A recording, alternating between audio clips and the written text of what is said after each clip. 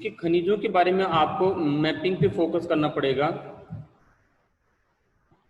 हमने जो शुरुआत में जो पढ़ा था लोएस पढ़ा था, उसके बाद मैग्नीज पढ़ा था, और साथ में उसका भारत के अंदर उसका जो है मानचित्र भी देखा था कि ये कहाँ कहाँ पाए जाते हैं। देखिए मानचित्र में मैं आपको याद दिला दूं कि आपको मानचित्र ध्यान से देखना होगा, और मानचित्र में जैसा कि मैंने आपको समझाया था कि भारत दो भागों से मिलकर बना है, अंगारा लैंड और गोंडवाना लैंड। ये जो शुरुआत में जब अर्थ क्रस्ट बनी थी तो दो पार्ट थे, उसके दो द्वीप थे, अंगारा लैंड और गोंडवाना लैंड। तो भारत इन दोनों का ही हिस्सा है। कैसे है वो कि अंगारा लैंड वाला जो पार्ट है वो पार्ट हमारा उत्तरी भारत है, ठीक है, जिसके अंदर हिमालय वाला पूरा पोर्शन आता है, राजस्थान का कुछ भाग है, उत्तर प्रदेश वाला भाग है, ये जो पोर्शन है पंजाब हरियाणा हिमाचल, ये वाले जो स्टेट्स है पूर्वांचल राज्य हैं कुछ, उसमें वो भी आते हैं। तो ये तो गोंडवाना लैंड के भाग है, ठीक है, सॉरी अंगारा लैंड के। और हम अगर दक्षिण के भारत की बात करें, प्रायद्वीपीय भारत की, तो वो है अंगारा लैंड का भाग है, ठीक है। तो अंगारा लैंड था जो किससे जुड़ा हुआ था, वो अफ्रीका महाद्वीप से जुड़ा हुआ था, ऑस्ट्रेलिया महाद्वीप से जुड़ा हुआ था। ये आपने वैगनर का सिद्धांत पढ़ा, विस्थापन सिद्धांत फर्स्ट ईयर के अंदर, तो उस सिद्धांत के तहत ये था कि ये जितने भी कॉन्टिनेंट्स महाद्वीप थे ये अलग हुए, अलग होने के पश्चात ही ये आज वर्तमान स्वरूप में आए। पहले ये एक थे, तो एक होने के कारण इनमें चट्टानी जो संरचना है उसकी बात करें तो वो एक ही तरह की पाई जाती है, ठीक है। इनका जो भूगर्भिक संरचना है उसकी बात करते हैं तो वो भी सेम पाई जाती है, वनस्पति में ज़्यादा अंतर नहीं है। तो ये सारी समानताएं पाए जाने के कारण ये कहा गया कि ये सारे महाद्वीप एक साथ जुड़े हुए थे। तो भारत में देखिए जो हम अंगारा लैंड की बात करते हैं उत्तरी भाग की, तो उसके अंतर्गत चट्टानों का स्वरूप नवीन है, ठीक है। तो जहाँ पर नवीन चट्टानों का स्वरूप रहेगा वहाँ पर खनिज पदार्थ कम मात्रा में पाए जाएंगे। यानी कि हम जो हिमालय पर्वत की बात करते हैं तो नवीन वलित पर्वतमालाएं हैं, तो इन नवीन वलित पर्वतमालाओं की वजह से यहाँ पर खनिज तत्वों की कमी है, ठीक है, पाए जाते हैं लेकिन कम मात्रा में पाए जाते हैं। लेकिन अगर हम बात करें दक्षिण भारत के या मध्य भारत की जो पर्वत श्रृंखलाएं हैं, ये प्राचीन पर्वत श्रृंखलाएं, जैसे हम अरावली पर्वत श्रृंखला की बात करते हैं, विंध्याचल की बात करते हैं, सतपुड़ा की बात करते हैं, सह्याद्री पर्वत जो सह्याद्री पर्वत की बात करते हैं जो कि हमारे ये पश्चिमी घाट की तरफ है, पूर्वी घाट की तरफ जो पहाड़ियां उनकी बात करते हैं, या पूर्वांचल की पहाड़ियां इनकी बात करते हैं, छोटा नागपुर का पठार, ये सारे क्या है, ये प्राचीनतम चट्टानों से बने हुए। प्राचीनतम चट्टानें क्यों कहा इनको, क्योंकि यहाँ पर जो पर्वतों का निर्माण हुआ वो पर्वतों का निर्माण काफी समय पहले लगभग 60 से 65 करोड़ वर्ष पूर्व, जैसे हम अरावली की बात करते हैं तो उसका निर्माण हुआ था 65 करोड़ वर्ष पूर्व। अरावली पर्वतमाला भी वलित पर्वतमाला है, लेकिन उसका निर्माण जो है निर्माण के आधार पर क्या है, वो वलित पर्वतमाला है, जैसे आज हिमालय पर्वतमाला वलित पर्वतमाला है उसी तरीके से, लेकिन इसका निर्माण काफी समय पहले हुआ। अब ये जो चट्टाने हैं ये दबाव प्रेशर की वजह से इनमें जो है खनिजों का निर्माण हुआ। तो जितने भी हमारे भारत के अंतर्गत खनिज पदार्थ पाए जाएंगे वो ज्यादातर प्राचीनतम चट्टानों में पाए जाएंगे। जो प्राचीनतम चट्टाने हैं भारत के दक्कन के पठार के अंतर्गत आती है, ठीक है। इसमें हम हमारे राजस्थान का दक्षिणी भाग आएगा, गुजरात, मध्य प्रदेश। देखिए ये आपको राज्य ये खनिज पदार्थों की दृष्टि से संपन्न है, इसलिए आपको ध्यान रखने पड़ेंगे। मैं मानचित्र में दिखाता जाता हूँ कि राजस्थान हुआ, राजस्थान में अरावली पर्वतमाला बिल्कुल इसको बीचों बीच से काटती है। देखिए अगर हम इसकी बात करते हैं राजस्थान की, तो राजस्थान के अंतर्गत जो थार का मरुस्थल है वो टेथी सागर का अवशेष है, ठीक है। और राजस्थान के अंतर्गत हम जो दक्षिणी पूर्वी इस पठारी क्षेत्र की बात करते हैं ये गोंडवाना लैंड का भाग है, यानी कि दक्कन का पठार की बात करते हैं। तो इसके अंतर्गत अरावली के अंतर्गत भी धात्विक और अधात्विक खनिज, देखिए धात्विक खनिज आपको जो प्राचीन चट्टानें हैं उनमें मिलेगी, ठीक है। अब विंध्याचल जो पर्वत श्रेणी है उसके अंदर अधात्विक जो खनिज है उनकी ज्यादातर समावेता है, मतलब ज्यादातर जो खनिज है वो अधात्विक पाए जाएंगे विंध्याचल और सतपुड़ा के अंतर्गत। फिर हम बात करें गुजरात वाला जो क्षेत्र है ये भी पहाड़ी क्षेत्र है, ठीक है। मध्य प्रदेश काफी जो है जंगल और पहाड़ वाला क्षेत्र है, यहाँ पर आपको खनिज पदार्थ मिलेंगे। फिर हम महाराष्ट्र की बात करें, जो महाराष्ट्र का जो तटीय क्षेत्र है केवल वो घना बसा हुआ है, बाकी पूरा का पूरा क्षेत्र दक्कन का पठार के क्षेत्र से जाता है, मध्य प्रदेश और महाराष्ट्र वाला, ठीक है। इसलिए यहाँ भी खनिजों की प्रधानता रहेगी क्योंकि प्राचीन चट्टानें हैं। फिर उसके बाद हम नीचे दक्षिण में चलते हैं तो ये कर्नाटक वाला जो राज्य है, ये राज्य भी जो धातु और अधातु दोनों तरीके से संपन्न है, यहाँ पर भी खनिज पदार्थ अधिक मात्रा में पाए जाते हैं। उसके बाद हम बात करते हैं, नीचे आप देखेंगे जो केरल है, ठीक है, केरल है, यहाँ पर भी काफ़ी सारी जो नीलगिरी की, अन्नामलाई की ये जो पहाड़ियाँ हैं सारी इन्हीं क्षेत्रों में है।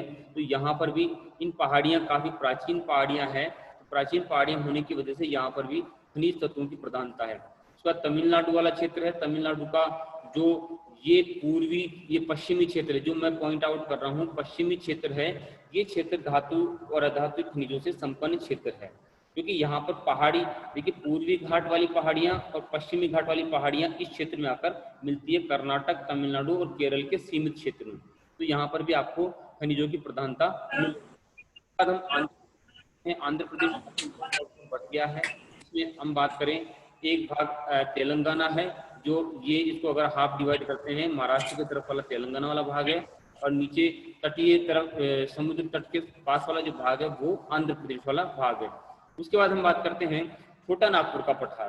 देखिए छोटा नागपुर छोटी जगह पर नहीं, काफी दूर में विस्तृत है, और ये जो है भारत के दक्षिण के पठार का ही भाग है, जो दक्षिण प्रायद्वीप पठार क्षेत्र उसका भाग है, और ये काफी प्राचीन है, इसलिए ये धातुओं से संपन्न है। ये जो क्षेत्र है इसके अंदर आपके छत्तीसगढ़ भी आता है, ठीक है, इसके अंदर आपके झारखंड आता है, इसके अंदर आपके उड़ीसा आता है, इसके अंदर आपके पश्चिम बंगाल, ये चारों जो राज्य है इसके अंतर्गत आते हैं, जो धातु की खनिज यहाँ पर अधिक मात्रा में पाए जाएंगे। तो ये तो हमने बात करी कि साहब खनिजों की प्रधानता कहाँ पाई जाएगी।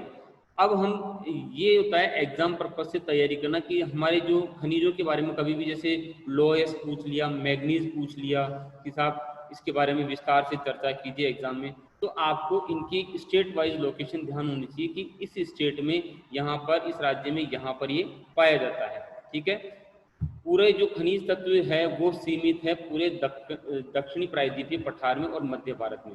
उत्तरी भाग में ये बिल्कुल नगण्य है, न के बराबर है, और हम पूर्वांचल क्षेत्रों की बात करें जो पूर्वोत्तर राज्य हैं, इनमें भी ये न के बराबर है, क्योंकि ये काफ़ी सघन पहाड़ियों से बसे हुए क्षेत्र है, तो यहाँ पर खुदाई वगैरह कार्य नहीं हुआ है। यहाँ पे केवल पेट्रोलियम पदार्थ है जो असम, अरुणाचल प्रदेश इस क्षेत्र में पाए जाते हैं। उसके बाद हम आगे चलते हैं। अब हमारे,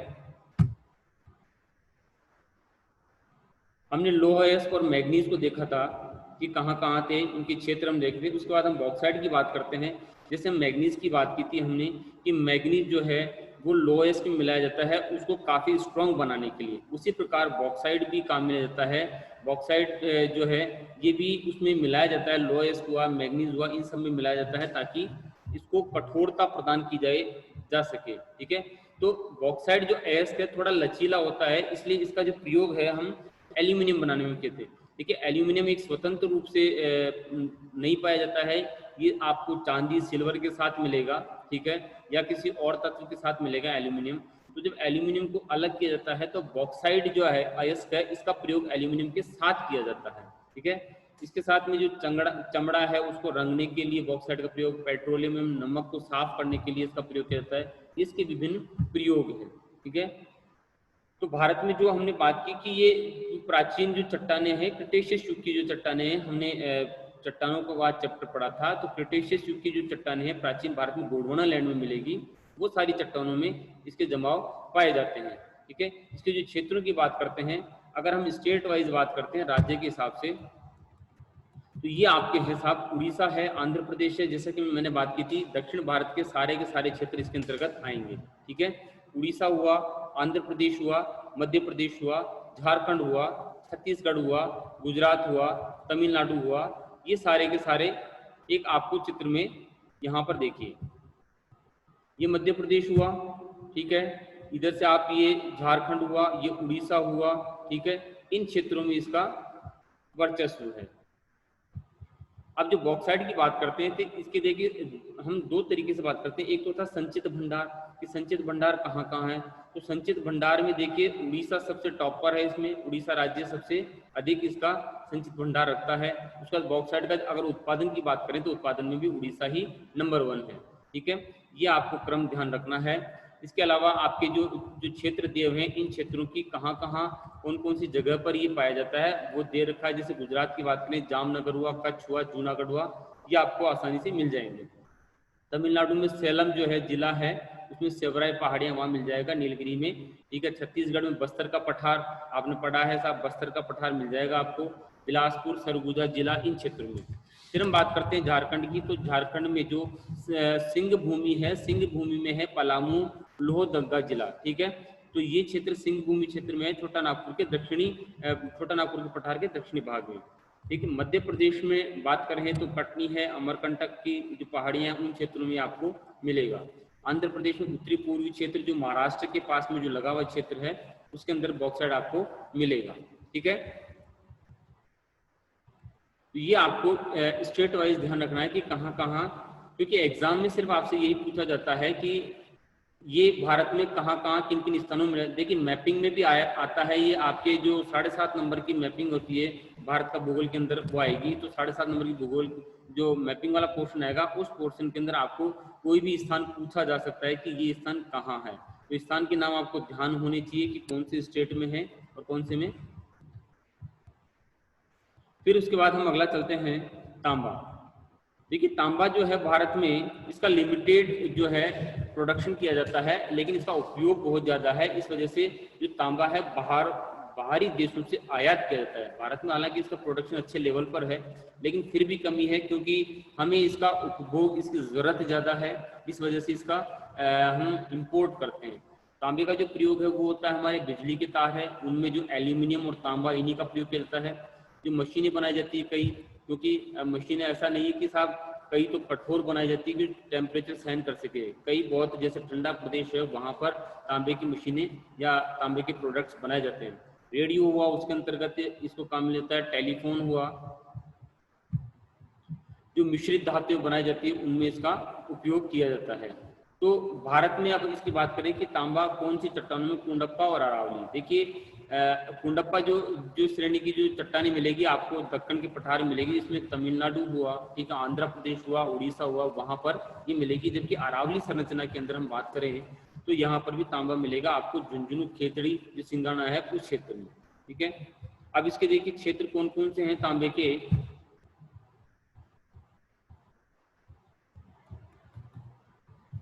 तांबे उत्पादन के जो प्रमुख क्षेत्र है उसमें आता है आपके सबसे झारखंड, ठीक है, झारखंड है, राजस्थान है, राजस्थान में खेतड़ी जो है क्षेत्र है वो खोदरीबा जो है अलवर के अंदर है वो क्षेत्र है।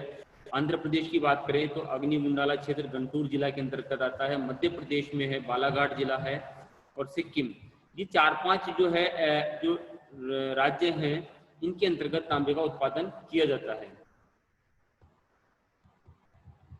ये देखिए आपको ये चित्र से भी समझ में आ जाएगा कि झुंझुनू है जहाँ पे Cu लिखा हुआ है यानी कि कॉपर यानी कि तांबा, ठीक है। मैं आपको ये पॉइंट आउट करता हूँ चीजें, झुंझुनू में है साहब ये, उसके बाद ये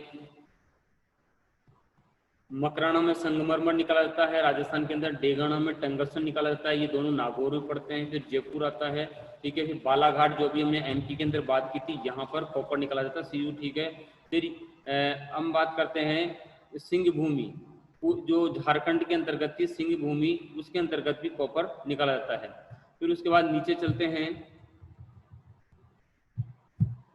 देखिए आंध्र प्रदेश के अंदर गुंटूर जिला है जहाँ पर तांबा निकाला जाता है। आंध्र प्रदेश के अंदर ही जो हम अनंतपुर की बात करते हैं वहाँ सोना निकाला जाता है। कोलार के अंदर जो कर्नाटक के अंदर पड़ता है वहाँ सोना निकाला जाता है। रायचूर के अंदर, रायचूर आपके जो पड़ेगा वो आंध्र प्रदेश के अंतर्गत ही आता है, लेकिन ये बॉर्डर पर है कर्नाटक और आंध्र प्रदेश की, ठीक है। तो वहाँ पर भी सोना निकाला जाता है। ये वो क्षेत्र थे जहाँ पर तांबा और सोने का प्रोडक्शन किया जाता है। अब देखिए तांबा का जो संचित भंडार है उसमें देखिए अगर हम बात करें तो सबसे भारत में जो अगर 100% मानते हैं तो उसका आधा जो तांबा है वो निकाला जाता है राजस्थान से, ठीक है। खेतड़ी सिंगाना जो हम झुंझुनू जिले की बात करते हैं वहाँ से सबसे ज़्यादा तांबा निकाला जाता है, यानी 50% जो तांबा है वो राजस्थान प्रोड्यूस करता है। उसके बाद मध्य प्रदेश का नंबर आता है जो 1/3 निकालता है। झारखंड है जो 1/6 जो भाग है वो तांबा का उत्पादन करता है। इसके अलावा कर्नाटक है। ये तो हम संचित भंडार की बात करते हैं, ठीक है। ये जो भंडार में था राजस्थान 50% स्थान रखता है, लेकिन अगर इसके अब प्रोडक्शन की बात करें कि साहब प्रोडक्शन सबसे ज्यादा कौन करता है, तो प्रोडक्शन देखिए करता है आपके मध्य प्रदेश, ठीक है। मध्य प्रदेश सबसे ज़्यादा प्रोडक्शन करता है इसका, 60% के आसपास इसका प्रोडक्शन करता है। फिर उसके अलावा हम बात करें राजस्थान है, राजस्थान प्रोड्यूस करता है 28% जो है तांबा, और झारखंड करता है 12%। देखिए झारखंड के बाद काफ़ी मात्रा में जो है तांबा है, लेकिन उसका अभी उतना उत्खनन नहीं हो पाया है।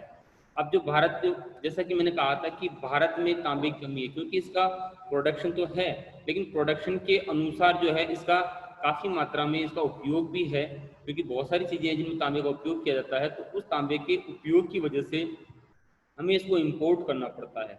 तो जब इम्पोर्ट किया जाता है तो ये इम्पोर्ट कहाँ से करते हैं इंडिया, जो वो यूएसए से करता है, कनाडा, जाम्बिया, इन देशों से इसका आयात यानी कि इम्पोर्ट किया जाता है। ये थी हमारे तांबे की बात। उसके बाद बात करते हैं हम अबरक की। ठीक है, अबरक जो है भारत में सबसे ज़्यादा अबरक का उत्पादन है 60%। ठीक है, पूरे वर्ल्ड का 60% जो अबरक है, यानी कि एकाधिकार की बात करते हैं कि एकाधिकार रखता है भारत, 60% अबरक जो है भारत प्रोड्यूस करता है। अब अबरक की बात करें तो देखिए हमने 3 चट्टानों का अध्ययन किया। आग्नेय चट्टानों का अध्ययन किया, अवसादी का फर्स्ट ईयर के अंदर हमने पढ़े थे, आग्नेय, अवसादी और कायांतरित चट्टानें। तो अबरक जो मिलेगा आपको वो मिलेगा आग्नेय यानी कि प्राथमिक चट्टानों के अंतर्गत, और कायांतरित यानी कि मेटामॉर्फिक जो रूपांतरित चट्टानें हैं उनके अंतर्गत। और वो भी कैसे मिलता है, शीट के रूप में। यानी कि ऐसा नहीं है कि एक परत, आपने चद्दर देखे होंगे गाँव में, तो वो जो चद्दर होते हैं उस चद्दर के समान शीटों के रूप में अबरक पाया जाता है, और ये पाया जाता है आग्नेय चट्टानों के जोड़ों में और कायांतरित चट्टानों के जोड़ों में।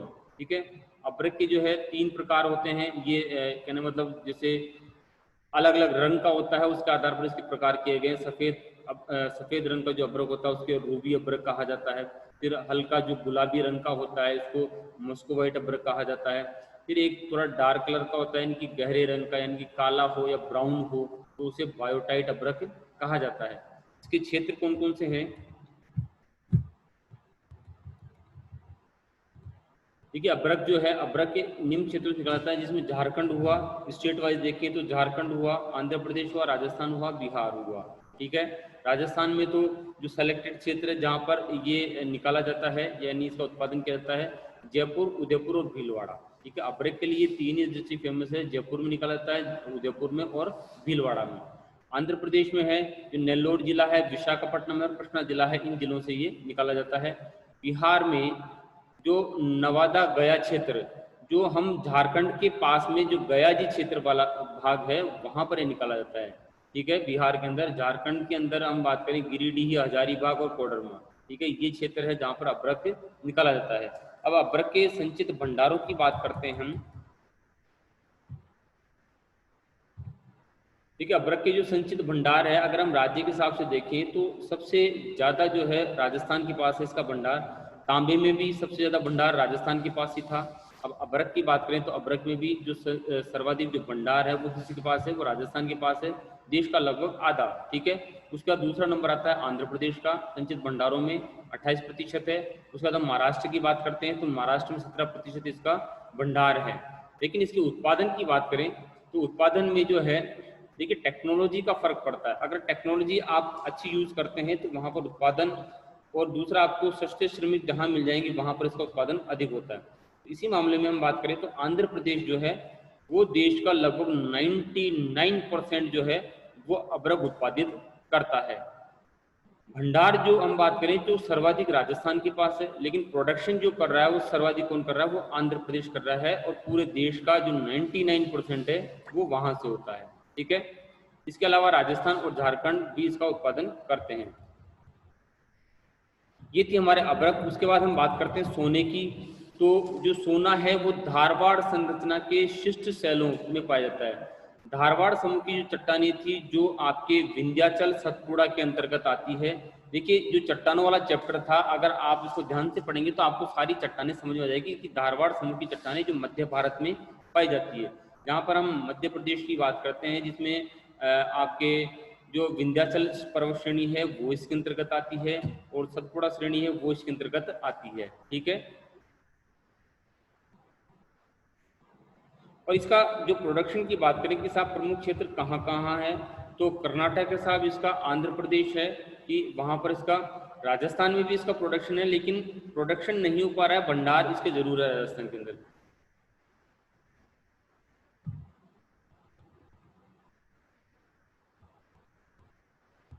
देखिए, जो सोना होता है, ये सोना दो प्रकार से आपने अगर मैं यहाँ पर एक उदाहरण देना चाहूँगा कि आपने अगर एक हमारे जो मूवी है उसको देखा होगा, मोहनजोदाड़ो, उस मूवी को देखा होगा, तो सिंधु घाटी सभ्यता का उसके अंदर वर्णन किया गया है। सिंधु घाटी सभ्यता में क्या कैसे नगर की बसावट थी, ठीक है, कैसे कैसे उत्पादन होता था और कैसे वो रहन सहन था उनका, वो सारी चीज़ों का उन्होंने चित्रण करने की कोशिश की गई है। तो उस जो फिल्म में आपको उसमें दिखाया गया है कि साहब जो सिंधु नदी थी, उस सिंधु नदी का जो पेंदा था, यानी कि जो तलीय भाग था, उस तलीय भाग के अंदर सोना जो था बहकर या कटकर पहाड़ी क्षेत्रों से वो आता था, ठीक है। चट्टानी थी, वो आपस में घिस घिस कर काफ़ी ऊपर का उनका हिस्सा हट जाता और उसके अंतर्गत फिर वो सोने के रूप में रहता, तो वो उसे सोना न कर सोन कहते थे। वो सोन सिंधु घाटी सभ्यता में काफ़ी पाया गया, ठीक है। तो सिंधु घाटी सभ्यता का जहाँ विस्तार था वहाँ पर उसका पाया गया। तो ये जो हम सोने की बात कर रहे हैं, ये सोना पाया जाता है नदियों के बालू क्षेत्र में। दो तरीके से, एक तो खनन करके पृथ्वी के अंदर से प्राप्त किया जाए इसको, या आग में चट्टानों में मिलेगा आपको, ठीक है, वहां से प्राप्त किया जाए, या फिर दूसरा तरीका है कि नदियों के जो बालू के संसर्ग लेयर्स जो जमी हुई है, बालू मिट्टी की जो लेयर्स जमी होती है, अगर उन लेयर्स को खोदा जाता है तो छोटे छोटे कणों के रूप में सोना पाया जाता है, फिर उसको गलाकर उसको इकट्ठा किया जाता है, ठीक है। छोटे छोटे, ऐसा नहीं कि साहब सोना बड़े चट्टानी रूप में मिलेगा, ऐसा नहीं है, छोटे छोटे कणों के रूप में, टुकड़ों के रूप में मिलता है, जिसको गलाकर और फिर उसको इकट्ठा एक जगह किया जाता है। अब हम बात करते हैं चांदी की।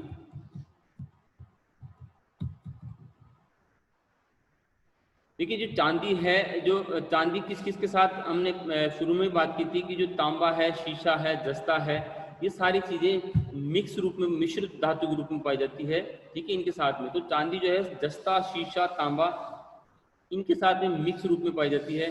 और जो इसका जो हम प्रोडक्शन की बात करते हैं, ये राजस्थान में, कर्नाटक में, ठीक है, आंध्र प्रदेश में, इन क्षेत्रों में इसका प्रोडक्शन होता है। अब चांदी के अंदर जो है एकाधिकार रखता है भारत के अंदर, अगर हम बात करें तो वो है राजस्थान। राजस्थान इसके अंतर्गत एकाधिकार रखता है, ठीक है। 99% जो चांदी का उत्पादन जो राजस्थान के जो उदयपुर जिला है वहाँ से होता है। तो चांदी के साथ में जो जस्ता और शीशा वो भी निकाला जाता है, तो वो आपके उदयपुर जिले से निकाला जाता है। फिर आगे हम बात करते हैं हीरे की। हीरे का अभी हमने ऊपर जो मानचित्र का अवलोकन कर रहे थे मध्य प्रदेश का, तो मध्य प्रदेश के उसमें पन्ना जिला था, उसके अंतर्गत हीरे का प्रोडक्शन होता है। कहने का मतलब वहाँ पर जो खुदाई की जाती है, खनन कार्य किया जाता है, तो वहाँ पर हीरे की प्राप्ति हुई है। तो ये दो ही क्षेत्र हीरे के प्रमुख उत्पादन क्षेत्र, जो कि मध्य प्रदेश में है और आंध्र प्रदेश में है, ठीक है। सोना और हीरे की अगर हम बात करें तो सोना जो है, कालगुरली, कुलगाड़ी, ऑस्ट्रेलिया के अंदर दो बड़ी खाने हैं सोने के अंदर। ऑस्ट्रेलिया एक अग्रणी देश है, काफ़ी मात्रा में वहाँ पर सोना निकाला जाता है। और अगर हम हीरे की बात करें तो हीरा और सोना दक्षिण अफ्रीका, जो अफ्रीका देश का समूह है, उसके अंतर्गत भी काफ़ी मात्रा में निकाला जाता है। उसके बाद हम बात करते हैं शीशे की। ये देखिए, आपके जो मुख्य खनिज थे वो शुरू में दो तीन ही है, मैग्नीज हुआ, लोयस हुआ, तांबा हुआ, ये आपके मुख्य खनिज है। उसके अलावा एक गौण खनिज है, इनकी सिर्फ आपको ध्यान रखना है कि भारत क्या प्रोडक्शन करता है, कहाँ से होता है। शीशे की बात करें तो शीशा है, जो शीशा कहाँ पाया जाता है, ये पाया जाता है परतदार चट्टानों में। जो अवसादी चट्टानें होती है, परतदार चट्टानें, उनके अंतर्गत ये चूना पत्थर और बलुआ पत्थर के साथ पाया जाता है, ठीक है। अब जो चूना पत्थर और बलुआ पत्थर की हम बात करते हैं तो अरावली पर्वत और विंध्याचल पर्वतमाला, इन दोनों में पाया जाता है। तो जहाँ पर अरावली पर्वतमाला और विंध्याचल पर्वतमाला मिलती है, उन क्षेत्रों में ये सर्वाधिक पाया जाता है। जैसा कि हम बात करें राजस्थान की, तो राजस्थान में अरावली और विंध्याचल पर्वतमाला जो है उदयपुर जिले, नीचे बांसवाड़ा, डूंगरपुर, इन क्षेत्रों में मिलती है, तो उन क्षेत्रों में इसका प्रोडक्शन है, ठीक है। अब जावर जो क्षेत्र है उसमें उदयपुर जिले में एक प्रसिद्ध खान है जावर की, ठीक है, वहीं से आपको शीशा निकलता है, वहीं से चांदी निकलती है, ठीक है, वहीं से ये और आपके जो है पदार्थ निकलते हैं। जावर की जो खान है उदयपुर की, वो काफ़ी प्रसिद्ध है, तो शीशा उत्पादन यहीं से होता है। और अगर हम बात करें कि शीशे का उत्पादन केवल और केवल राजस्थान में होता है, और स्टेट्स में जो भारत की बात करें उन स्टेट्स में इसका उत्पादन नहीं होता है, केवल राजस्थान में इसका उत्पादन होता है। फिर उसके बाद हम अगला चलते हैं जस्ता। जस्ता जस्ता है जो, वो भी गैल्वेनाइजेशन यानी कि किसी चीज़ को गलाने के काम में आता है। ठीक है, हम जैसे किसी चीज़ को गलाने के काम में इसका उपयोग किया जाता है। टायर वगैरह बनाए जाते हैं, शुष्क बैटरी, इन उद्योगों में इसका उपयोग किया जाता है, क्योंकि ये टायर जो बनते हैं वहाँ पर उनको गलाया जाता है, बैटरी है उसमें पदार्थ को गलाया जाता है और उसको काम में लिया जाता है। राजस्थान में जो है उदयपुर के अंदर राजसमंद, चित्तौड़गढ़, ये जस्ता उत्पादक क्षेत्र है। देश में इसमें भी एकाधिकार है राजस्थान का, तो टोटल प्रोडक्शन जो कहाँ से होता है वो राजस्थान से ही होता है। उसके बाद हम बात करते हैं क्रोमाइट। ठीक है, ये कुछ ऐसे जो है प्रोडक्ट्स है जो बहुत हद तक जो है भारत में ही पाए जाते हैं, और इनके एकाधिकार वाले कुछ राज्य हैं जिनकी हम बात करते हैं। जैसे क्रोमाइट है, तो भारत का जो लगभग 96% जो क्रोमाइट है वो कहाँ मिलेगा आपको, उड़ीसा के कटक जिले में। एस्बेस्टस है, एस्बेस्टस की बात करते हैं तो ये जो धातु है, ठीक है, जो खनिज है, ये भी इसका अधिकार राजस्थान में है सर्वाधिक। ठीक है, राजस्थान एकाधिकार रखता है, केवल राजस्थान में निकला जाता है। राजस्थान में कहाँ कहाँ, अजमेर, भीलवाड़ा, अलवर, उदयपुर। आंध्र प्रदेश का जो कुंडप्पा क्षेत्र है, अनंतपुर, महबूबनगर, झारखंड का सिंह भूमि क्षेत्र, ये यहाँ से निकाला जाता है। उसके बाद हम बात करते हैं चूना पत्थर की। चूना पत्थर अधात्विक खनिज है, ये सारे धात्विक खनिज थे, इनमें कुछ ना कुछ धातु का अंश था। ठीक है, शुरू में पढ़ा था हमने धात्विक खनिज और अधात्विक खनिज। धात्विक खनिज में धातुओं का अंश होता है, ठीक है, उसमें कुछ चुंबकीय गुण होता है, ठीक है, वो अपने आप को आकर्षित करता है, इस वजह से उनको धात्विक खनिज कहा जाता है। अधात्विक खनिज जो कि जिनमें धातु का बिल्कुल भी अंश नहीं होता है, उन्हें अधात्विक खनिज कहा जाता है। ठीक है, इसमें चूना पत्थर है। अब चूना पत्थर की बात करें तो ये भी उन चट्टानों में पाया जाएगा, जैसे हम बात करते हैं विंध्यन समूह की जो चट्टानें हैं, ठीक है, और कुंडप्पा जो समूह की चट्टानें हैं जो दक्षिण भारत में मिलेगी आपको, कर्नाटक, तमिलनाडु वाले क्षेत्र में कुंडप्पा चट्टानें, और विंध्यन समूह के धारवाड़ समूह की चट्टानें मिलेगी। उन चट्टानों के अंतर्गत चूना पत्थर पाया जाता है। जो हम राजस्थान के अंदर बात करें, जो डिस्ट्रिक्ट वाइज बात करते हैं, तो सवाई माधोपुर, करौली, बारा, ये जो क्षेत्र है, इन क्षेत्रों में इन चूना पत्थर का, बलुआ पत्थर का जमाव है। यहाँ पे विभिन्न रंगों के बलुआ पत्थर मिलते हैं। और चूना पत्थर की अगर बात करें तो राजस्थान के अंदर नागौर, सीकर, झुंझुनू, यहाँ भी चूना पत्थर का जमाव है, यानी कि धरातल के अंतर्गत चूना पत्थर काफी मात्रा में जमा हुआ है। अब इस चूना पत्थर का उपयोग कहाँ होता है? इस चूना पत्थर का केवल उपयोग जो होता है वो होता है आपके सीमेंट उद्योग में। ठीक है, ये आपके मध्य प्रदेश के सतना, जबलपुर, कटनी, छत्तीसगढ़ के रायपुर, इन क्षेत्रों में मिलेगा। आंध्र प्रदेश का कुंडप्पा, ठीक है, गुंटूर क्षेत्र, करीमनगर, राजस्थान का चित्तौड़गढ़, ठीक है, राजस्थान में कहाँ, चित्तौड़गढ़ में, अजमेर में, सिरोही, उदयपुर क्षेत्र, इनमें चूना पत्थर के जमाव अच्छे खासे मिलेंगे। देखिए, प्रोडक्शन की बात करें तो अभी हाल ही फिलहाल जो है आंध्र प्रदेश प्रोडक्शन में चूना पत्थर के में वो नंबर 1 है, लगभग 22% चूना पत्थर आंध्र प्रदेश प्रोड्यूस करता है। इसके बाद राजस्थान का नंबर आता है, 20% राजस्थान प्रोड्यूस करता है। ठीक है,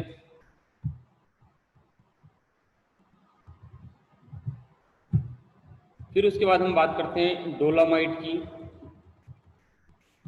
अब डोलोमाइट भी क्या है, अधात्विक खनिज है, इसमें भी चूना पत्थर और मैग्नीशियम दोनों का मिश्रण होता है। मैग्नीशियम को इससे अलग कर लिया जाता है, और चूना पत्थर, डोलोमाइट फिर एक अधात्विक खनिज है।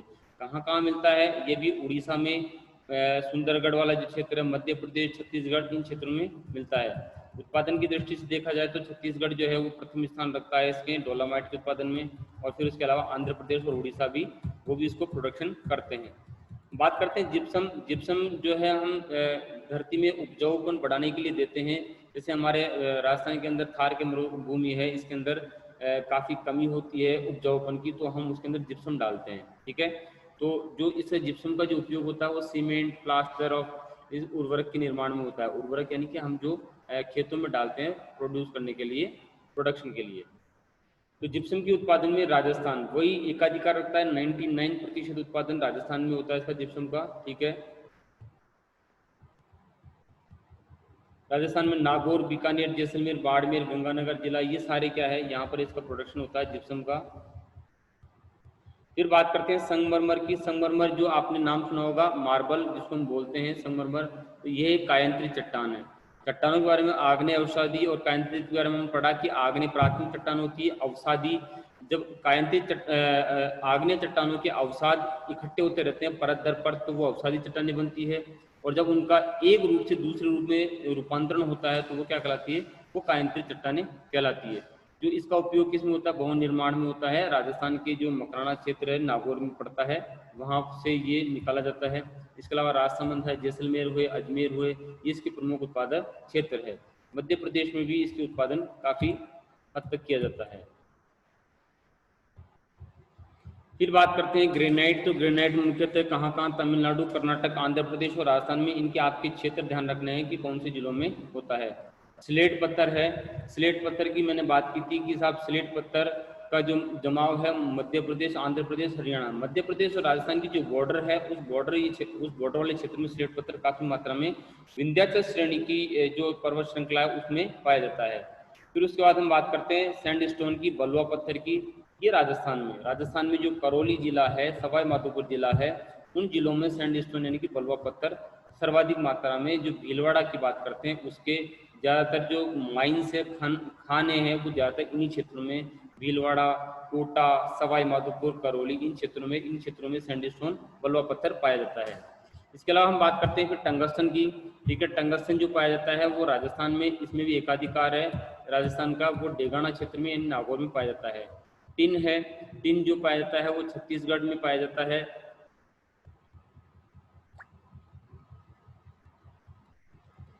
बिल्कुल इसी तरीके से आपके ये कुछ छोटे मोटे जो है खनिज पदार्थ है वो इसमें पाए जाते हैं। इन खनिज पदार्थों को आप इसमें से ये PDF में आज आपको ग्रुप में सेंड कर दूंगा, उसमें से पढ़ लीजिएगा।